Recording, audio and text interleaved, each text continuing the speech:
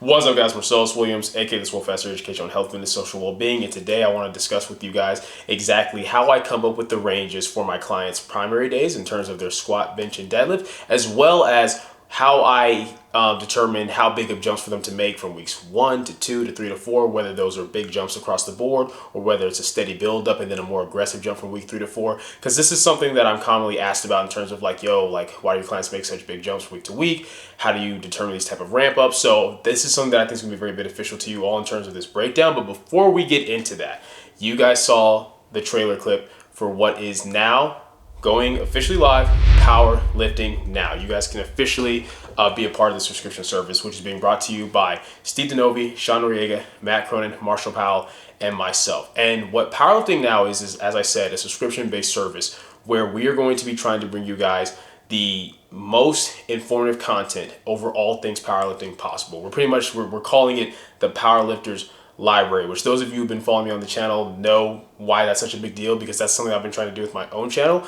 Pretty much where the mindset comes from is that if somebody's trying to get really good at powerlifting, whether they're a lifter trying to just get better at it, or whether they're a coach trying to gain the knowledge and the experience needed to coach their own clients to the national level and beyond, there's not just one source of information for this. There's different books that people might recommend, like, The Muscle and Strength Pyramid by Dr. Eric Helms. People might be like, oh, go check out Marcellus' channel, go check out Steve's channel, go check out Sean Noriega, David Wilson. There's lots of different sources, but there's not just one place where you can go for all things powerlifting. And that is what we have created with Powerlifting Now. Essentially, what you guys are going to be getting on the first of each month, starting on February 1st, is you're going to get 4 videos, one from Steve DeNovi, one from Sean Noriega, one from Matt Cronin, and one from myself. And you're also going to be getting a Powerlifting Now coaching's roundtable discussion on the first of each month. So 4 videos and 1 podcast discussion where we're going to be breaking down different topics that cover everything involving powerlifting,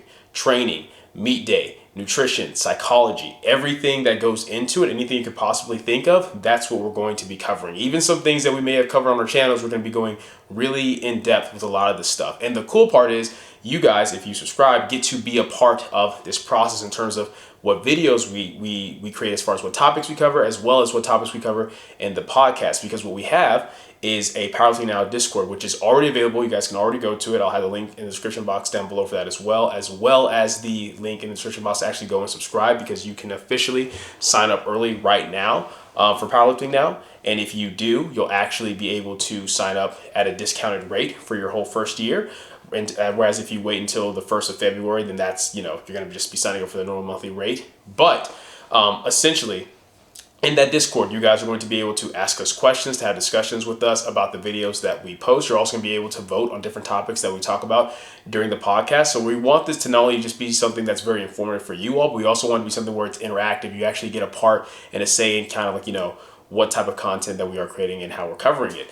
And essentially, what we are trying to do with this, like I said, besides making it the Powerlifter Library where you can just go here and get all the information, is it's also going to incentivize all of us as coaches to continue to learn more and grow more and refine ourselves more. Obviously, we all have our own set of experience and accolades and everything like that, but we're all going to be constantly growing and learning from each other as well to continue to bring you guys the highest form of quality content that we can. You're getting the best information from the best coaches in the game. And of course, our 5th partner, Marshall Powell, who, for those of you who don't know, runs the USAPL powerlifting page, or at least he has been for the past year since it's been doing very, very well, as well as runs Carolina Primetime. He is also partnering in this with us as well. So that way, the quality of the content can be fantastic. If you guys think the quality of content that we've done here on the YouTube channel is great, just wait for what you're going to see with Powerlifting Now, not just in terms of the actual video quality and the editing, but just the information that we're going to be bringing to you guys. So if you have not already, definitely go and sign up now and be on the lookout for more information. Also, make sure that you're following us on our Instagram page, Powerlifting Now, so that you can be up to date with what videos are coming out when. And I'm really, really excited for this, guys. I think this is going to seriously change the game in terms of powerlifting content and how it is consumed. And let's be real, at this point, a lot of y'all don't have the time to go read a whole book over different things, or maybe it's, it's hard to split your attention between 3 or 4 different channels, but now you won't have to. You're going to have one place, one website where you can go for all the information that you need. So I'm really, really excited about that. And with that being said, this is probably one of the last very long formatted, straight informative videos that I'll be doing here on the channel. I'm still going to be uploading for YouTube content. I'm still gonna be showing my training and breaking down the why behind everything I'm doing, and I'm still gonna put informative content out on here, but it's probably gonna be a little bit more short formatted content, 10 to 15 minutes long. Whereas with Powerlifting Now, you're gonna be getting from each of us, each video is gonna be anywhere from 20 to 40 minutes long, really breaking everything down. So really excited for that. With that being said, let's get into today's actual video topic. All right, guys, so like I said, today we're gonna be going over exactly how it is that I determine the ranges for my clients' primary work. So that's their squat, bench, and deadlift, their heaviest day of the week, and then their heaviest day, for each block, whether it's primary squat and bench on one day, primary deadlift on another, or if they have their heaviest SBD days, as I often utilize with my clients. I'm going to be going over exactly how I determine the ranges for all weeks of the block, as well as explaining the method behind the madness with why I have such big jumps week to week, or have them ramp up very hard into that, week 4, week 3, whatever their heaviest work tends to fall on. Now, before we can kind of get into that, first of all, you just have to understand the importance of why we set range in the first place. I'm not really going to get into that just because, one, I've talked about that a lot on the channel already. Also, in the description box down below, I'm going to have a video from Steve DeNovi where he really does a good job of getting right into breaking down the benefits of having weights ranges for any given RPE, and why it's smart to utilize these versus just letting everybody go in and just truly fill it out by RPE alone.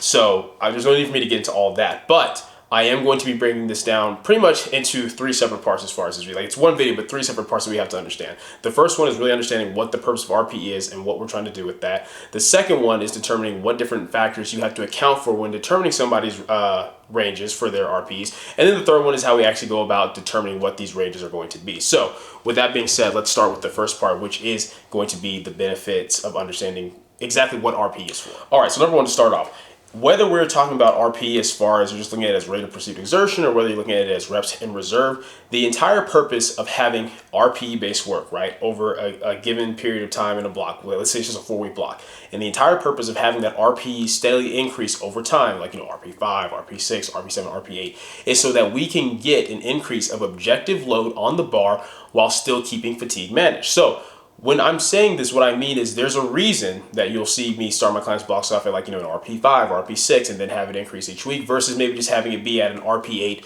throughout the entirety of the block. We want to see objective load progression, right? We want to see them building intensity all the way up into the highest exertion day. However, we want to make sure we're keeping that fatigue managed. So with that, if I'm having somebody do something like, an RP8 for all 4 weeks of the block, that's simply going to, one, beat them up a whole lot more. As far as, just hitting those high-end loads over and over and over again without really getting a break throughout the block. And then 2, it's probably going to make the quality of their volume work and their accessories suffer, because it's one thing if you're hitting your lower exertion RPE-based work and ramping it up steadily. You're going to feel pretty good for getting your back down volume, and you're going to feel pretty good for pushing your accessories. But if you're just going hitting a true RP 8 or 9 each week, then it's going to become very, very difficult for you to have productive sessions as far as your volume, your accessories, and you're also just probably not going to recover as well, right? So the reason that we have these RPEs is so that we're not going too hard too often. That's the whole reason why we have RPs laid out and why we're trying to progress that. So when you understand that, it kind of leads into point number 2, which is that it is okay to actually be under the given RPE so long as you are getting that adequate load progression and that you are touching heavy enough loads throughout the block to set yourself up for that heaviest day, that highest exertion push. Now, the reason why I say that is oftentimes if I give somebody, their RP 5, 6, 7, or whatever, I give them the ranges, well, when they actually go in and hit that range, it might actually be under an RP5. It might be closer to an RP3, an RP4. When they hit the RP6, it might be closer to an RP4, an RP5.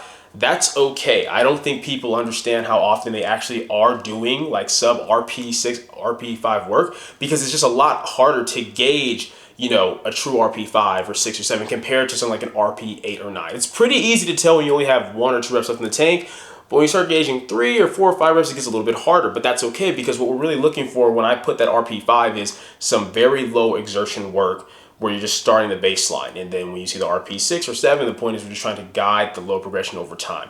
Now, when it comes to hitting that RP8 or 9 at the end of the block, we want that to be closer to being true, but that doesn't necessarily mean that we have to be super true to the RPs on the previous weeks before, so long as we were touching, once again, adequate lows to set ourselves up for that big push, whether it's RP8, RP9 at the end of the block. So it's important to understand that even though Yes, the purpose of the RP increasing is to guide low progression. So long as you're getting that low progression, it doesn't necessarily hurt you if your RP7 wasn't actually an RP7. And that goes right into point number 3, which I kind of already touched on just very briefly, which is the fact that it is a lot easier to gauge an RP8 or RP9 than it is RP6 or 7. So when you understand this, when we look at the fact that, okay, if we're looking at a block, and we also keep in mind what the purpose of top sets are, right? Because let's be honest, your top sets don't necessarily make or break you. You can build strength and get stronger without even utilizing top sets, or only doing, maybe having like one top set on each lift once a week versus having top sets every single session, or on, or at least 2 of your squat sessions. The fact of the matter is that when it comes to top sets, we are trying to, one, just keep our body physically prepared fitness wise with certain loads, right? So we don't detrain and don't get detrained from being used to being under the feeling of certain weight. And then the second thing is the fact that we're doing it just to let us know where strength is kind of at any given point. We already know, or rather most of you should know, that what you can do for an RPE on any given week is probably going to be a lot more load wise towards the end of the block than what it would be towards the start of the block, when you're maybe feeling beat up from the previous block, fitness is kind of low, fatigue's kind of high, and you have to kind of get that fatigue off and start to ramp that fitness back up towards the end of the block, right? So we understand that that's what top sets are for. It makes it a lot easier to be okay with and accept the fact that, hey, you know what? It's not so much about where I start, it's more so about where I finish. And so long as you're finishing out true to that RP8 or RP9, then you're going to get the skill practice you need with the intensities that you need. And how often you do that can vary. I'm somebody where I push in 3-week blocks. So I'm touching something relatively heavy as far as around that RP8 or 9 range every 3 weeks. Most of my clients are usually in that 4-week type of block format. Some of them might run a 4-week block format where they're, maybe they're pushing one lift harder on week 3 and the others harder on week 4, but most of them they're pushing everything harder on week 4. Maybe you're somebody where you need a little more time to that. Maybe you push in 5-week blocks. That's okay. You're probably not gonna find too many people who push in 2-week blocks, because that would be like scale back, push, but most people are gonna fall anywhere probably between 3 and 6 weeks. So how often you need to touch those heavy loads can vary, but it doesn't change the fact that so long as you're touching them frequently enough for you, you don't have to be going crazy heavy every single time. You don't have to be hitting a certain percent warm rep max or a certain intensity zone every single week, which is why, once again, it leads back to point number 2, which it is okay to be under the RPE, so long as when it comes to that higher exertion work, you're being closer to true then. Okay, so now that we have a better understanding of exactly the purpose of RP progression within a block, let's talk about what factors actually go into setting up the ranges for each week. So the first one is going to be your objective top end strength. What is somebody's 1 rep max? Typically speaking, the higher someone's 1 rep max is, the bigger jumps they're going to be able to afford to make week to week, right?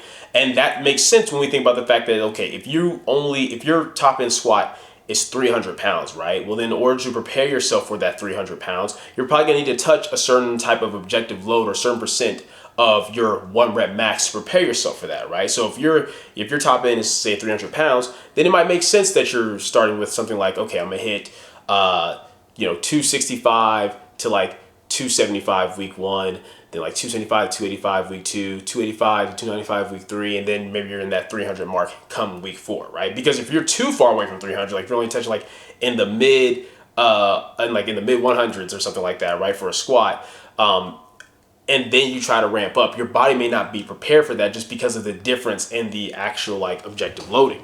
But if you're somebody where you squat 600, 700, 800 pounds, well, then the type of stimulus you can get from, a lower percentage of 1 rep max is simply going to be higher because the objective load is higher. If you, squat 750 pounds, that doesn't mean you necessarily need to squat 710 week 1, 720 week 2, 730 week 3, and then try to push for 740, 750 on that final week. If anything, that's probably going to tank you and gas you. And even if you are able to still manage at 750, it's either going to be way harder than what it would have been if you maybe would have went lighter, or you might not get it at all. Because at that point, if we're thinking about the 750 as 100% 1 rep max, and you came in and you hit like 94%, 96%, 98%, well, you've came in and you've pushed that higher exertion, higher intensity so often that you're probably not going to have a lot left by the time you want to get to that 750, right? So that's something that we have to account for. So typically speaking, the stronger you are, the bigger jumps you can afford to make week to week without throwing yourself off, because you're going to get enough of that intensity stimulus with those lighter percentages of 1 rep max because the objective load is high enough. So that's the first thing we have to understand.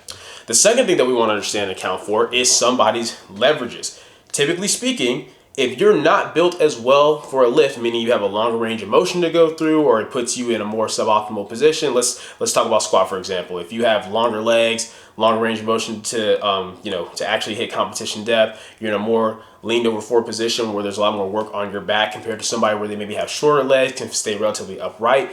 Then the fact of the matter is, if you're not as well leveraged for a lift, you're probably going to benefit from bigger jumps as well, for the mere fact that each rep you do is going to be more taxing for you. So I can use myself as an example here. You guys know the types of jumps that I make week to week. If I want to finish a block, let's say between 529 and 540, right? For my heaviest week, my heaviest day of the block. And the week before, let's say I hit something like 518, which may seem reasonable for like, oh yeah, go from 518 to then 529, 540 next. I'm going to be tanked for that 529 to 540, because even if I come in and hit that 518 at what would be a true on the nose RP7, even though it's true exertion wise, then the objective load and the fatigue is going to put on my body is going to make it very difficult for me to come in and hit that, that 529 to 540 as cleanly as possible or at a lower exertion. That's just the way it is for me due to how I'm built. I'm not built great to squat, right? So when you look at that, that might be a little bit different than if it's somebody who is built better to squat, somebody like Russell, where maybe they doing a simple 20-pound jump from one week to the next isn't going to be as big an issue because he's built to squat well, so he's very efficient. So even though we might both be very efficient at the movement, just simply due to his leverages, that's not going to be as taxing on his body, and thus he'll probably be able to recover better compared to what I am, which just makes sense, right? I have a long range of motion to go through, so all factors being equal, moving a certain percentage of my warm max is probably going to be more difficult for me than what it would be for him.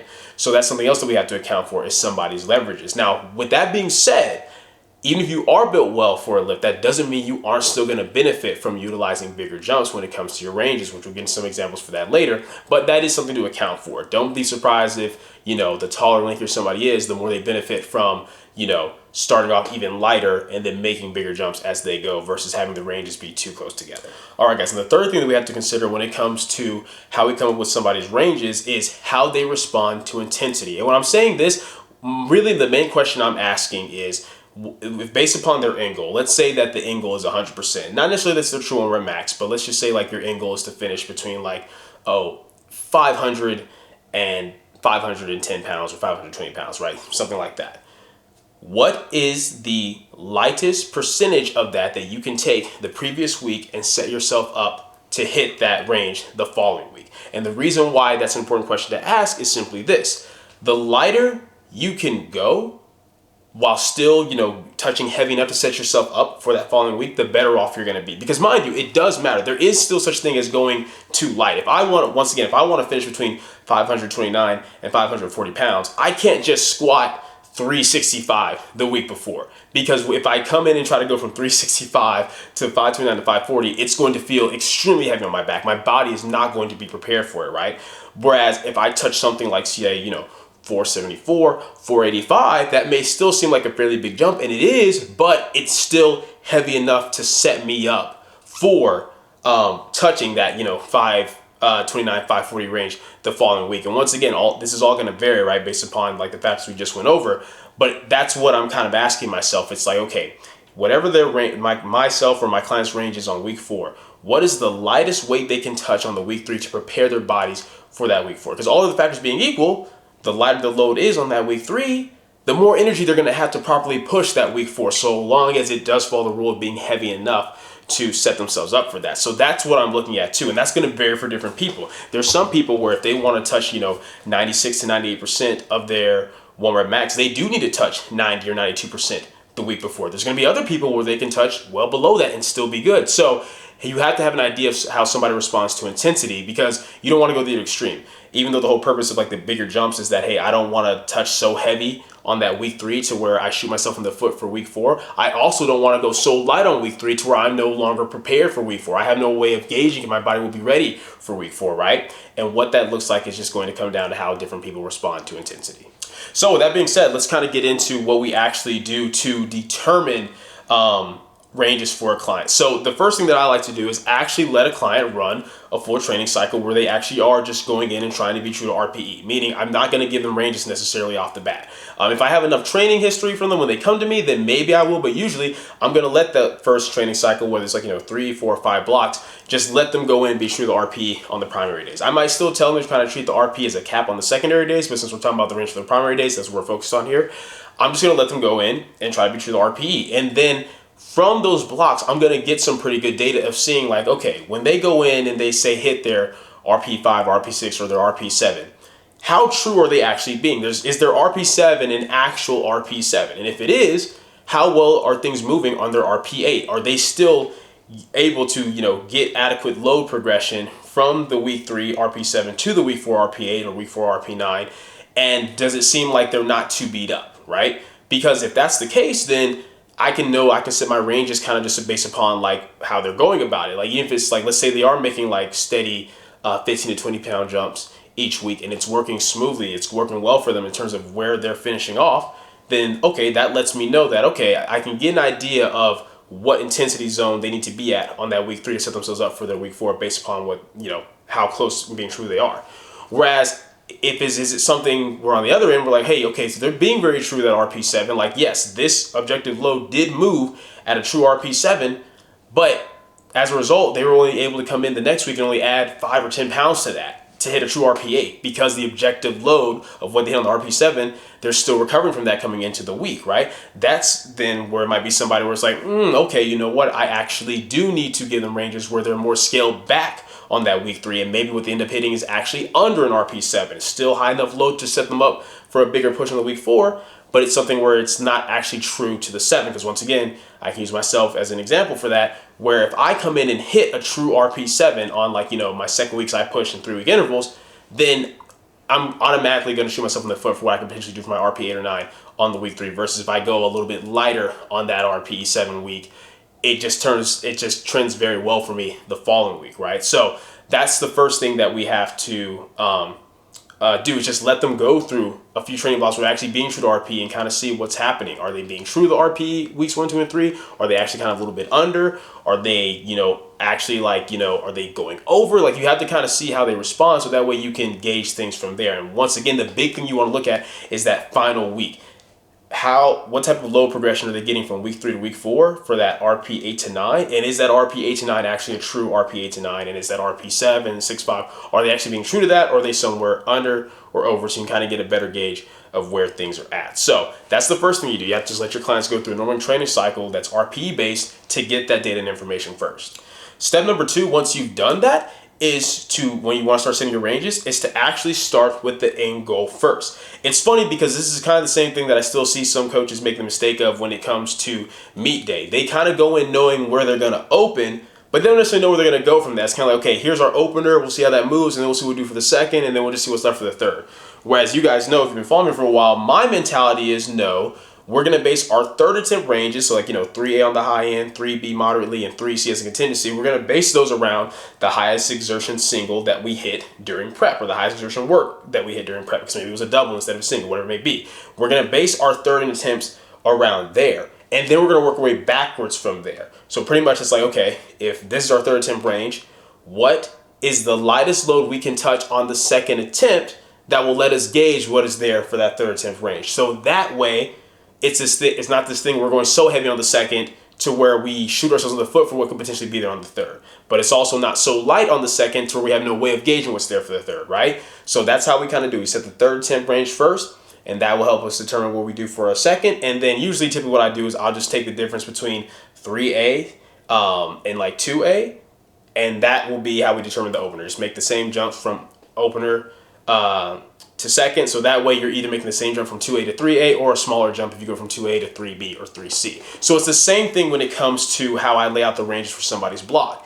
After we've got enough data of kind of knowing like, okay, this is about where you end for an RP 8 or 9 triple, double or single, whatever, we will set the range around there. It's like, okay, hey, we're running triples. Well, the last time we ran triples, this is where your RPE 8 or 9 triple was. So let's kind of set a range around there. Maybe on the bottom end, we match that.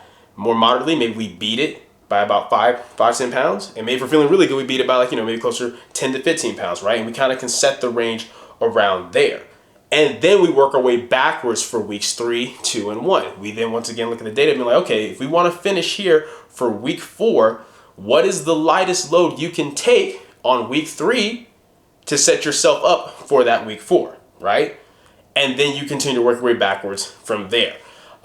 So that's the next thing that you have to kind of determine. It's like where do you want to finish? And from there, you work your way backwards to see where you start, because once again, keeping in mind, where you start does not necessarily determine where you finish, but where you start can play a role in how you feel in terms of where you finish. Meaning, it's not this thing where it's like, okay, if I want to finish with 700 pounds, then I absolutely can't start any lighter than 650 because that's starting off too light. No, not necessarily true. But it could be true that if you do start off too heavy, you shoot yourself in the foot. So it's not that where you start doesn't matter at all. It does in the grand scheme of things, but it doesn't matter in of itself. Too many people get too caught up on like, oh, I want to hit this number, so I have to start right here.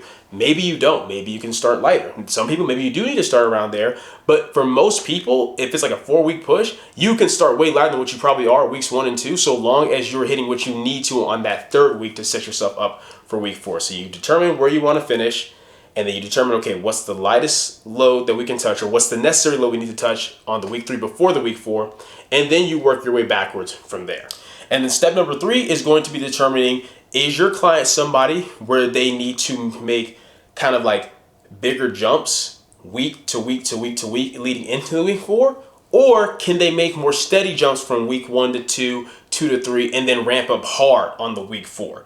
Because there is a difference there, right? There's some people where even if you start them off lighter, in order to get where they need to finish, right? Because that's the big thing. Regardless of which method you go with, you're starting off probably lighter than what you need for that week 1. Your RP 5 or 6 work is probably actually gonna be like closer to RP 3 or 4. But if you're somebody where you do need to touch a certain like threshold of intensity before the week 4, then that might cause your jumps to be a little bit bigger in nature. I'm going to give you guys an example of that here in a second. Meaning like, okay, hey, yeah, I can start light here, but I still need to make sure I touch this much before like, the week 4. So if that's the case, if you're starting really light, you're probably going to make like, okay, a certain size jump from week 1 to 2. Let's say like, okay, I jumped 20 pounds from week 1 to week 2. Oh, then I jumped like 30, 35 pounds from week 2 to week 3. And then I jumped like, 50, 60 pounds from week 3 to week 4. It might be a thing where you're making bigger jumps as you go to finish where you need to, right?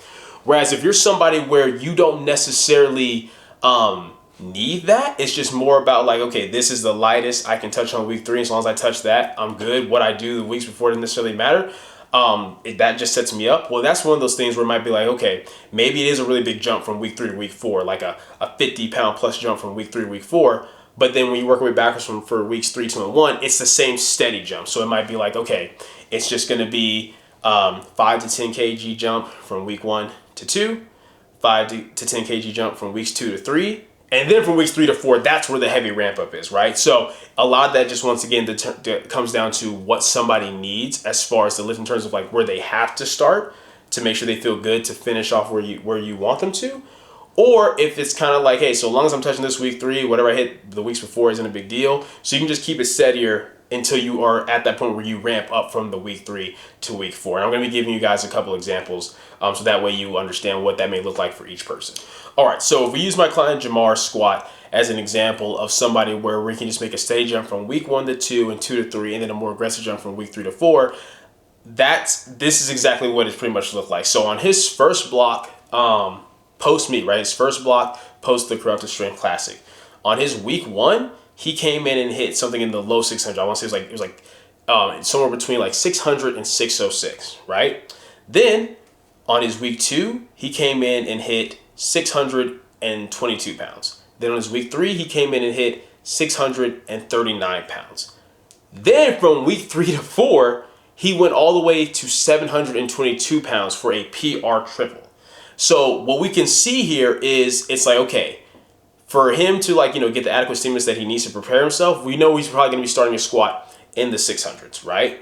But it's kind of very steady trickle up jump from there. It's like, okay, from 600 to 600 to 606 was like 622 is basically like a 20-pound jump. Then from 622 to 639, that's once again like a 20-pound jump. Then he makes a much bigger, more aggressive jump going into that week 4 where he hit the 722 pounds. That's almost close to a 100-pound jump from week 3 to week 4. Not quite, but it's very close. So the reason why we know we can do that with Jamar is because we know from his training data and his training history that if he actually touches too high of a percentage of where he wants to finish, it absolutely tanks him. We've seen this both in training and in meets. If we open up, for example, on squats around 700 pounds, and then we hit anything between like 720 to 730 for a second attempt, even if that 720, 730 flies, if we go up to like 750, 760, or even 740, he doesn't have it.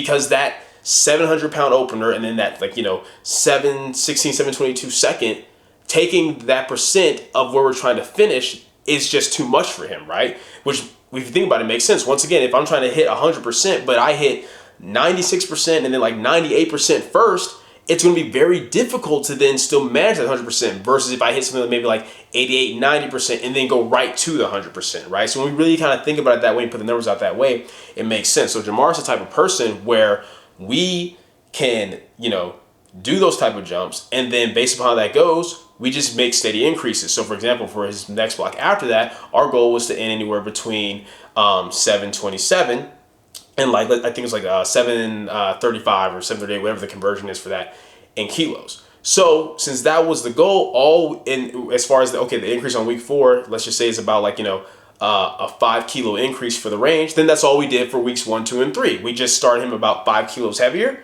Then we made the exact same jumps and went from there. And once again, the way the range works is if his range is 595 to 606 week 1, and then 617 617 to 628 week 2, and then 633 to 639 week 3, that's the way the ranges are, right? And that's one thing that we do keep consistent with is if the range for week 4 is there's a low end, and then on the high end is, let's say, about